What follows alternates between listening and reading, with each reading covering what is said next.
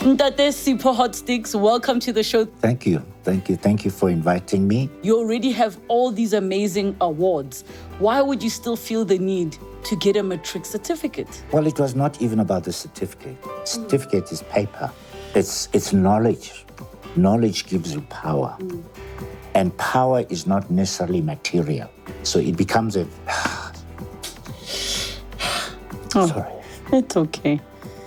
It's such a big deal. Yeah. It's a big deal.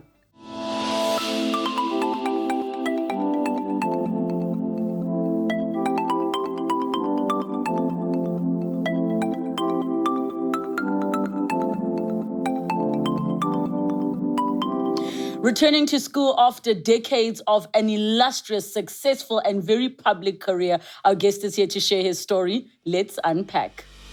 Music legend Sipho Hotstix Mabusa needs no introduction. As an award-winning artist with both local and international acclaim, one of the most interesting things about the Soweto-born artist was his decision to go back to school and get his matric at the age of 60. This is his story. Let's unpack. Ntate Sipho Hotstix, welcome to the show. Thank you so much for joining us. Thank you for inviting me. Now, so many of us obviously know about your amazing career, but take us back to what was school like for you and the early years of your life. Well, I thought I was going to be talking about music. Now I realize that I'm talking about something else. Yeah. You know what's very interesting is that every time I see a show and I wave at you, you don't wave back. I'll start waving. That annoys me. So you should know wherever you are that you're watching that I'm waving. Okay. Anyway, yeah. Well, if we talk about school, are we talking before, prior, or during, We're talking after? primary. You know, when you were still in primary school, what was life like for you? Because people know Hore, Noluko Soweto, but we don't know what life was like. Look, I grew up in Soweto like any other child. It was a normal life. It was a normal township life, going to school, sometimes bunking school, you know. What were you bunking for? Doing all the... look, when you go to school at that very early age, there is no determination as what it is that you want to be. Although the parents might say, we want you to be a doctor, we want you to be a lawyer. You're oblivious of all that stuff, you know. You continue with your life as long as you're in class, you write and you read and submit your tests and so on. That's basically the lifestyle at the early age. Obviously, when you go to higher primary, things start changing and there's a bit of shaping up and, you know, then obviously the high school. Now, high school is where, you know, your eyes are clearer, you see everyone, you see all the beautiful girls and, you know, your classmates, and there's all this competitiveness around who's the brighter in the class and so on. So you refocus your energies in actually advancing yourself better at school. But what would you say your relationship with education was like in those earlier years? Was your relationship with education something that you felt like you were forced to do, or it was something that you felt like you enjoy actually being in class and learning? No, not at all. We're not forced to. You know, the educators of the time were quite pleasant people, determined people with determination to educate the black children in particular. So you always looked forward to being with your teacher, your principal, even though, you know, there was what you call corporal punishment. Yeah. I went to a primary school. You know, we had a teacher called Mrs. Molukume. Narsha Pagarula. You know, she used to use on the ends. She used the ruler with the steel edges. Yes. And for God. It was okay though. We enjoyed it. It was part of growing up, because she knew that if she didn't do it at home, they'll still do it differently though, you know. Yes. And I must say that I was somewhat privileged that I never really got that much hiding at home. Yeah. You know, and we all enjoyed going to school. I think many of us were always looking forward to waking up, going to school, even though every now and then there would be that bunking and so on. But really, the principals and the teachers were such warm-hearted, welcoming people that made us enjoy school. They made us want to go to school. And for different reasons, there was always this competitiveness about guys like Eugene, Steve, and so on, who were master mathematicians and so on. So school was wonderful, was great. It's interesting you say that because I think about, your generation of which my parents are a part of, which some of their experiences. Really? Yes. Some of them were like, this teacher, that would make school so hectic for us. So it's refreshing to hear you say that it was it was a lovely experience for you. Do you recall at the time what your feelings were towards learning subjects like Afrikaans? You know what was very interesting? And this is the issue that, some of us always engage on, with regards to Afrikaans. I guess Afrikaans became part of the township lingua. Yeah. For many of us, ons het tot die taal gepraat en allerlei goede. Ons het gepraat. It was never an issue because we didn't feel that it was oppressive, although we understood that the rulers of the time emphasized it as a language until they felt that they want to enforce it. I think that's where the reaction came about. Afrikaans was never really an issue until such time that the Nationalist Party decided, well, you will learn mathematics, you will learn geschiedenis, arbeidskunde, and all those in Afrikaans and enforcing it. That's where the problem was.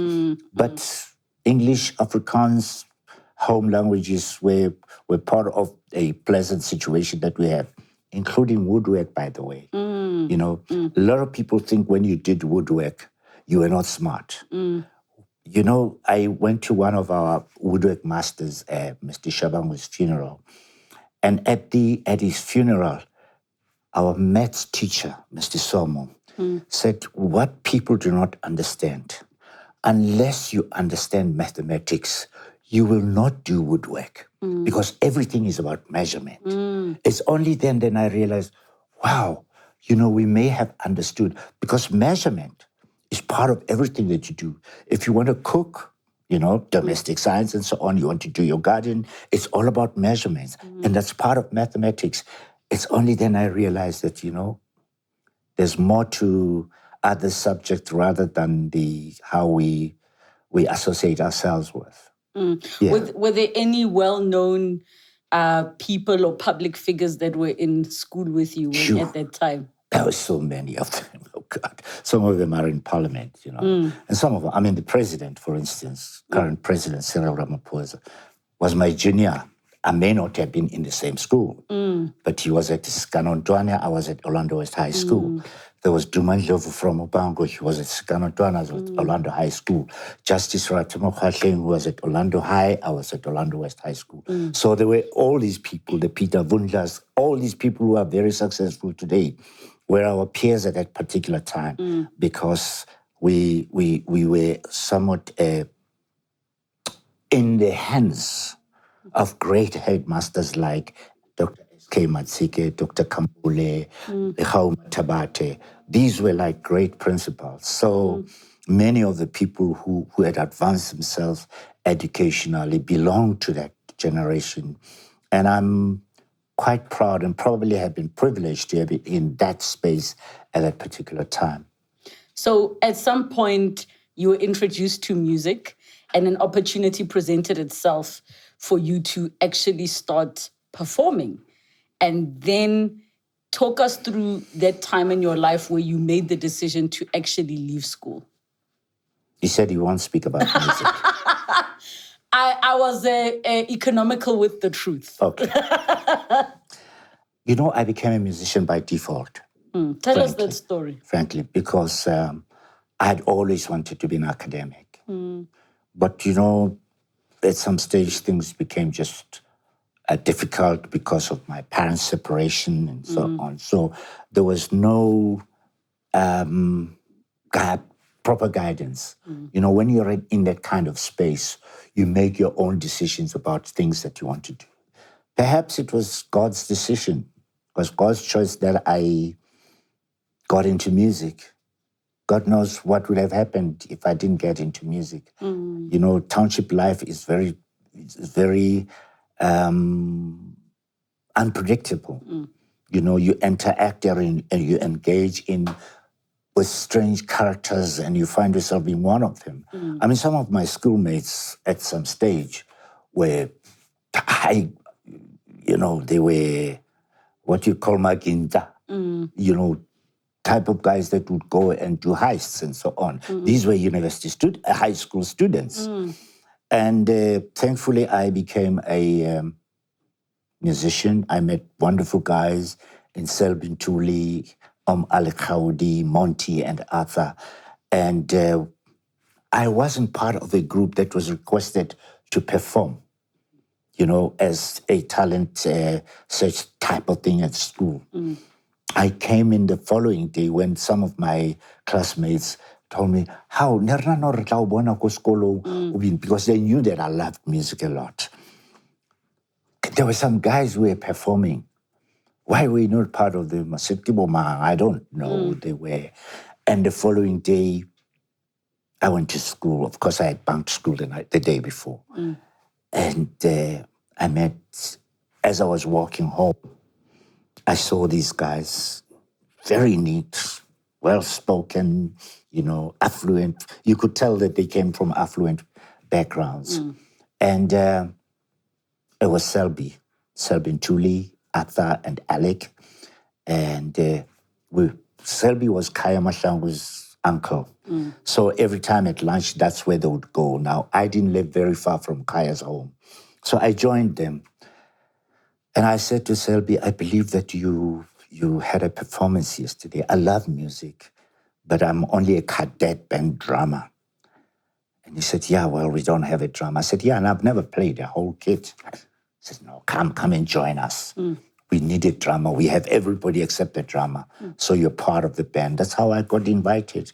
We started making this music at school. Orlando West High School is perched on a hilltop. Every time, sometimes at lunchtime, we would go up there and pretend like we were the Beatles. And we would start singing all this pop music. And the women would go crazy over the beaters. Because like you said, when you walked in, oh, you're still handsome. The beaters were like that. Yes. That's how they saw us. And of course, we had a great headmaster who himself was a music composer, Dr. S.K. Matsike. He loved us. He encouraged us. There were many singers at that school. There was Maralo, there was Igle Ditsi. The list is endless because every time at assembly, they would lead us into song. So many of the school people could sing there. I mean, they were opera singers. Some of them even came up. The late Sibongile Khumalos were part of that school and so on. So we then formed that band called the Beaters. We didn't even realize that as we were growing and developing, that we were losing time at school. Because on Sundays, we would be at Orlando DOCC performing. We packed up every venue.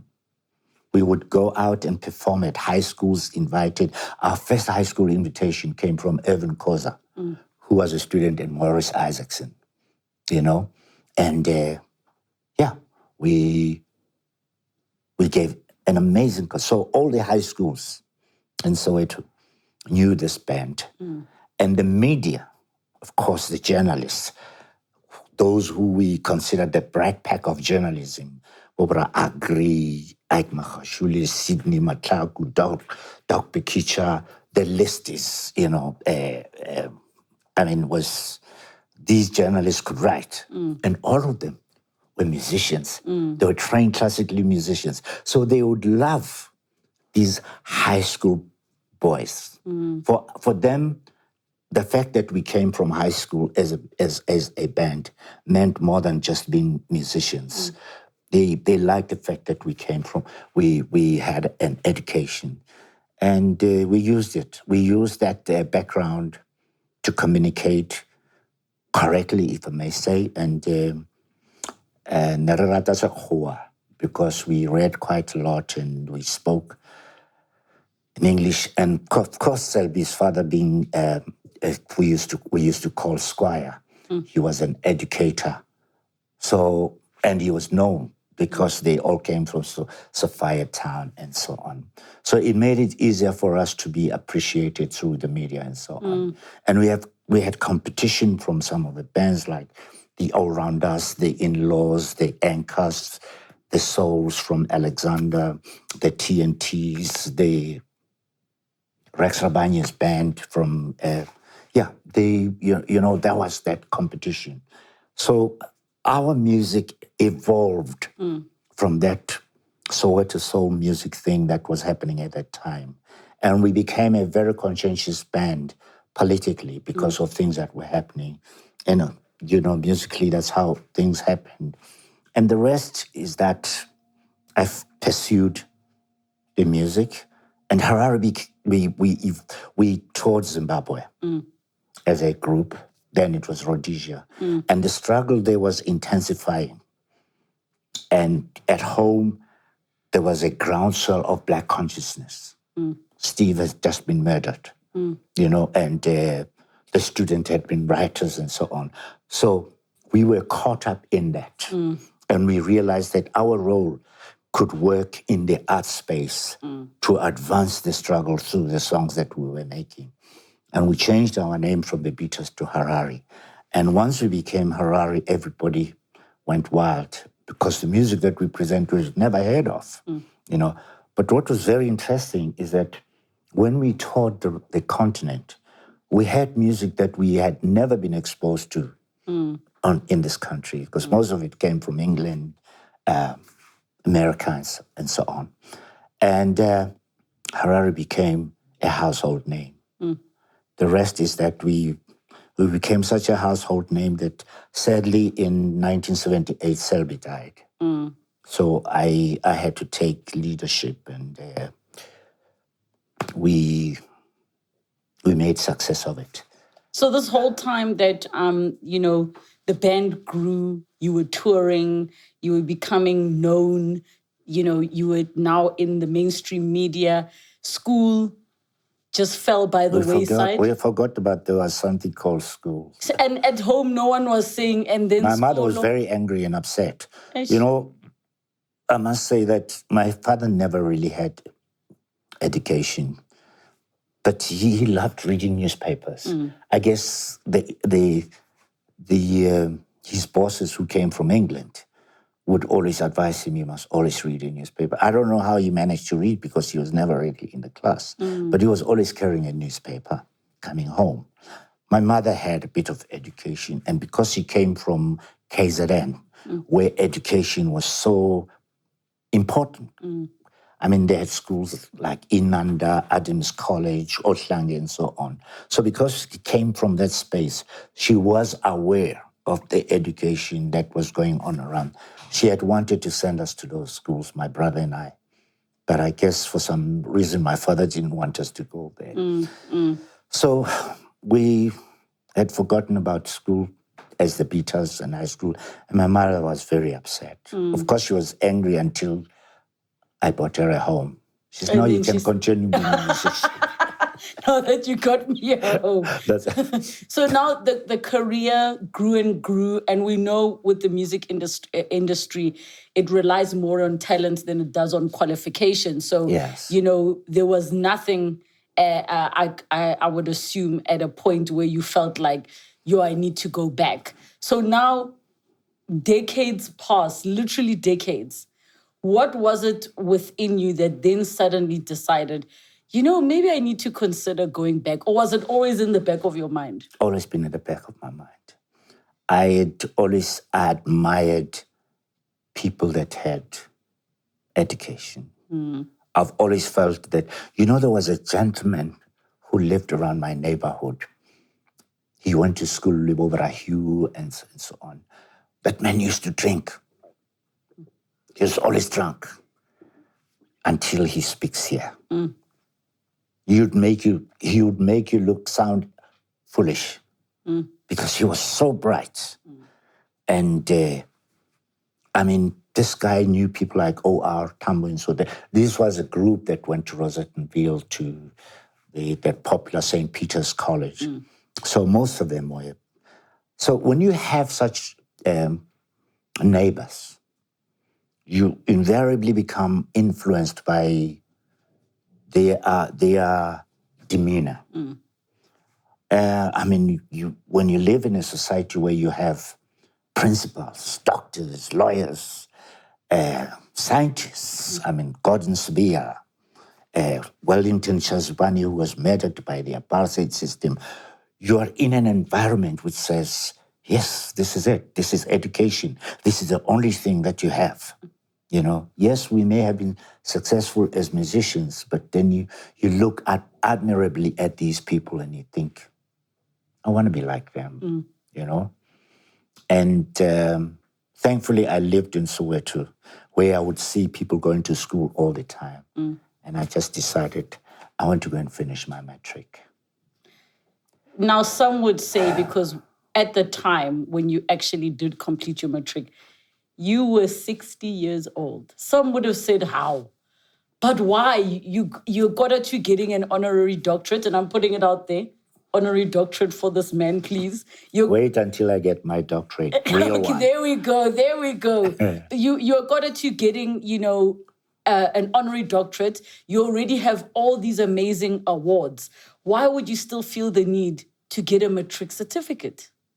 Well, it was not even about the certificate. Certificate is paper. But that paper, whether it has any meaning or it's worthy of anything, is immaterial. I guess that's how a society had created it, that piece of paper would determine one's status in education. Yeah, maybe correctly so. But I think if people understand what it means to have a certificate, is that the amount of work that one puts into studying, reading, learning, and everything, so that at the end of the day, someone says, you qualify. This is what, it qualifies the time you spent in actually putting all that together. For me, it was more than just the certificate itself. Look, I knew I could deal with a lot of things personally and so on. But I wanted to further empower myself through knowledge. Education is not about just the certificate. It's about empowering, people. It's knowledge. Knowledge gives you power. And power is not necessarily material. A lot of people imagine that power is material. It's not. We have so much put emphasis on material, money, as though it gives power. It has very limited power because what it does, it fizzles at some stage. It can end. But does your power end? No, it doesn't. Because it's something that you carry with you everywhere you go. So I felt it necessary for me to advance myself through education.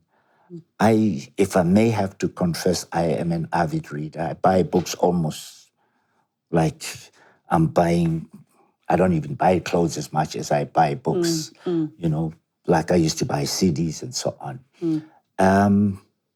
It helps me understand the world for what it is. It also enables me to engage with people or like-minded people better. I was referring to someone that I knew who used to live in my neighborhood as I was growing. He had gone to school with people like Hugh Masekela, Rakaifas, Jonas Kwangwa, O.R. Tambo, and so on, at St. Peter's College. That man used to drink like mad. But when he spoke, then you understood that, wow, I mean, he would be employed to be an interpreter at court. He always tells a very interesting story that, he came to court at some stage and he was a bit tipsy, and because he had to interpret it, it's verbatim. Speaking to this guy, and this guy said, "Tshela umantshi ukuthi wena udakiwe," and he eventually said to the magistrate, "I am sorry, my lord, I am drunk," which meant the guy himself, you know what I'm saying? It was that level of intellectual advancement that he applied in his work that made him way above everybody else. So I was encouraged and inspired by such people. And maybe that's the reason that when I look back, I said, I need to be like them. I need to empower myself through education and so on. So when it comes time to you saying, I'm going to go back to school, because I'm sure there are people who are watching right now who haven't completed, their high schooling and aspire to do what you did. How did you go back to school? Was it night school or was it distance learning? What was the route that you took? Late afternoon school, after hours. But I went there during the day because even during the day there were classes, there were lessons. And when I remember walking in there, and I mean the excitement of seeing Hotstix. People forget, start getting all excited. And, why are you in school? Why are you here? They thought I'd come for something else. I said, "Ma'am, I came to enroll. I want to come and finish my matric." She said, "Huh? You're coming to do what?" I said, "I want to be a student." I said, "What is it that you want to know that you don't know already?" I said, "Please put me in class and then you'll see what it is that I do not know." I mean, this teacher was like, this is quite strange. But anyway, and then the principal, of course, came here and he was pleased, he was happy that then for them it would probably inspire or motivate others who had already given up. To say, "I think you'd become this role model for us," because we're trying to always instill this thing with many of the students who had already given up to say, you can still go back and, complete your matric. And strange enough, after that, I was called in to say the enrollment just shot up. There were many who believed that, it's possible to go back and finish matric. And if it was my contribution then to letting Black children understand that education is more power than money, I am privileged to have done that. What were some of the challenges you faced? I can imagine not having been in school for decades, now having to reshift your mind into the headspace of... True, yeah. What were those challenges? Yeah, there was quite a number of things that were happening. Remember when we were at school, there were no cell phones or, there was no freedom. I mean, you come into a classroom, there's all this engagement, nonsensical engagement. People just think they can talk and make noise during a class and so on. And the phone rings, someone picks it up. "Hello, ke tla o founela, ke sa le mo tlaseng," And then you think, okay, is this... And the teacher can't say much. Then what I did, I said, no. My old instinct kicked in. I stood up and I raised my hand. I said to the teacher, "Meneer, could I please be the monitor in class?" And all of them looked at me and said, "Monitor? What is a monitor?" I said, "Watch." And I stood up. I said, "Okay, guys, I am the monitor. I'm going to be..." And these were like young people. Teenagers. Yes. Some of them young enough to be probably my grandchildren or my children. They were looking around. I said, "Okay, guys, let's do this. We're all here and wanting the same thing, right? We all want to study.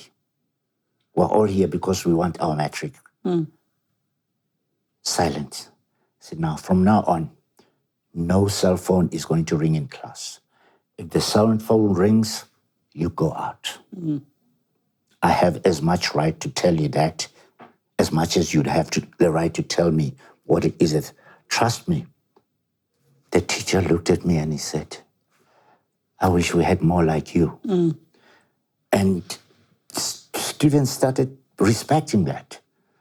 They walked into class, they switch off the phone. And those who studied with me at that time were motivated, were inspired, and I trust they all did well. These were some of the challenges. Walking to school every day. I didn't use a car. And, being there, and people would like, and some of them would be doing, he does. I love that. It was so funny. And I said, yes, and it was quite interesting. Yeah. But I was also emotional when I received my results. I literally cried because I knew that Matric for many is a big step. You've read in the past that some students had committed suicide because they didn't get that Matric. So it becomes a... Sorry. It's okay. It's such a big deal. Yeah. It's a big deal. Yeah, some of them do commit suicide. Yeah. Yeah, for me, it was one of those things. And I was going to ask you, I'm also now you making me emotional with you, like, what does it represent? Because you were saying earlier, it's just a piece of paper, but we know people have lost their lives because they didn't get that paper or because they didn't get the marks that they wanted to. So what for you did it represent when your results came out and you realized that you passed? It is the amount of work that one had to put in. The hours that you spent, and the focus of the energy that you put together to be able to just get that paper. Yeah. What subjects did you actually take? Well, I had to do English. I did Sesotho because sometimes we ignore vernacular at our own peril, because when you have to speak to certain people in your own language, you find that you know little about that. And I did economics as well. And I did biology and I did history and geography because I traveled quite a lot. And I wanted to do subjects that mattered to me. I was not going to try and be a mathematician or scientist because I was not going to dwell into those. I traveled a lot. I need to understand biology. I need to understand economics because of the industry in which I operate in and how people operate and control my money. So those are the subjects that I felt were important for me. Were you, I know it was an emotional moment for you, but did you feel proud of yourself? Of course, indeed. I felt very proud, but I also felt maybe I did what is correct for this country. Yeah. It's my little contribution. However little it is that kind of contribution that says it is possible. Yeah. I think at the time when you matriculated, the then president, Jacob Zuma, acknowledged you. What did he say? He actually said, my friend. I said, Eta. He said, my friend who went to school and proved. But I think that was actually even motivated more by Blade and Zimande. Blade was behind all that. And I don't know at the time who was, I think, Minister Angie Motshekga. Yes. Was probably the Minister of Basic Education. Basic Education. They actually motivated for that because it was important for them. It was for them, it was something which they could use to motivate young people or those who may already have felt that we cannot continue with this. And of course, the president was the one that was to speak about it. And I was honored in a way that, finding myself in that room full of intellectuals, lawyers, politicians, and so on, and then I'm spoken up in it. And of course, remember, that is watched by the entire country and probably some of people around the world. So when he spoke about it, it meant a lot to a lot of people. And if it meant it's a contribution that I was making to the country, I am pleased. Where would you like to go with your education? Because now you've proven that the sky's the limit. You already said earlier that the next qualification is your doctorate. So what's the next one? I enrolled after that because, interestingly, all universities have offered me, space. Yes. I received one from Bloemfontein, I received one from UNISA, UJ, and so. And because of the work that I was doing, I enrolled with UNISA, and I did a year. And then after a year, I deferred because there was just too much work. When you suddenly are attracting performances all the time, recordings, interviews, and, it somewhat impacts. It affects your focus on the work at hand that is studying and so on. I still have my books and hopefully, when all this work, incidentally, after the COVID, suddenly it's almost like I'm inundated with calls. I guess because many of my peers, unfortunately, have passed on, I probably remain one that represents that generation. Yeah. And there's so much demand of my time and space and so on. So it somewhat pushes back my intentions to continue with it. But trust me, God willing, and I live up to 100. When I'm 100, I'll have my doctorate. Yes. Yeah, I will be there applauding you. I think your story is so beautiful and so admirable. And I think about how many of us in our homes, our parents, our grandparents did not get the opportunities to get educated because the system worked against them. And it's so inspiring, not just for young people, but for anybody, that they can really go back and be able to have that moment that you had that was so triumphant and emotional and beautiful, and to know it's a culmination of years and years and years for you to get to that point in your life. One of the things that also inspired and motivated is that I had always pushed for my children to get educated. Yes. And I realized that I cannot be the one that says get an education when I'm not leading by example. Yes. They're very proud of me that, while they have their degrees and everywhere, and, I decided to go back. That for me is like a motivation for them.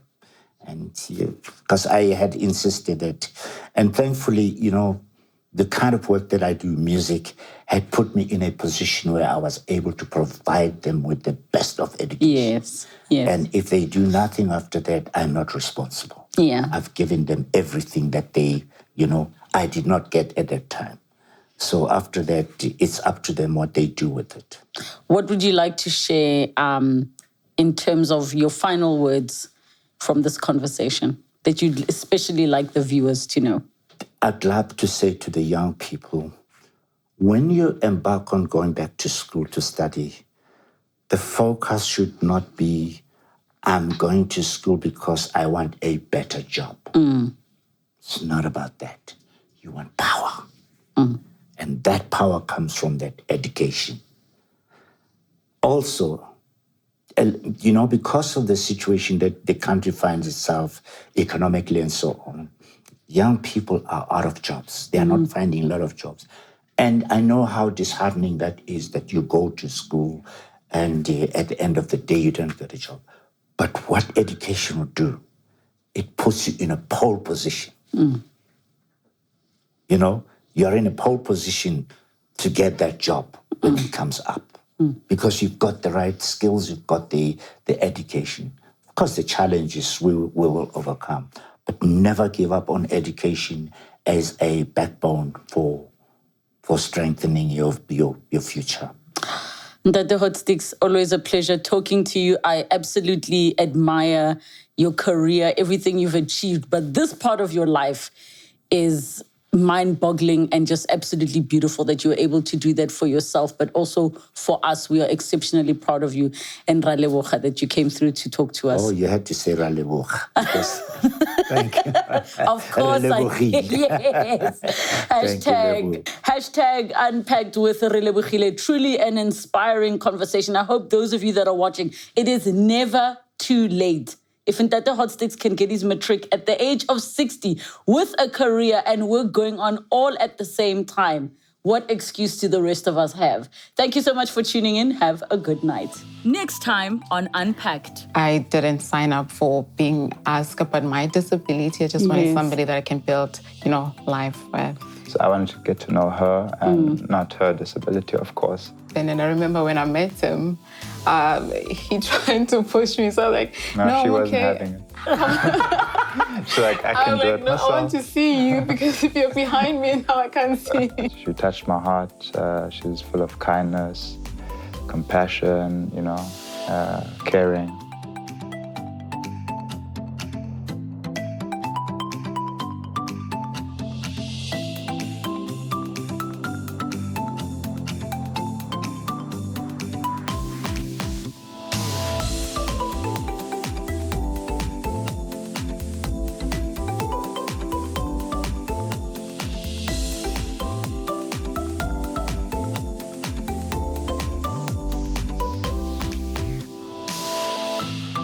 Thank you so much for watching Unpacked with Relebogile Mabotja. Make sure you subscribe to my channel where you can get to watch more episodes. But more importantly, you can be part of our online community. Comment down below, share with us who you'd like to see on the show, what story you'd like us to discuss. We love engaging with you. Keep it coming and don't forget to subscribe.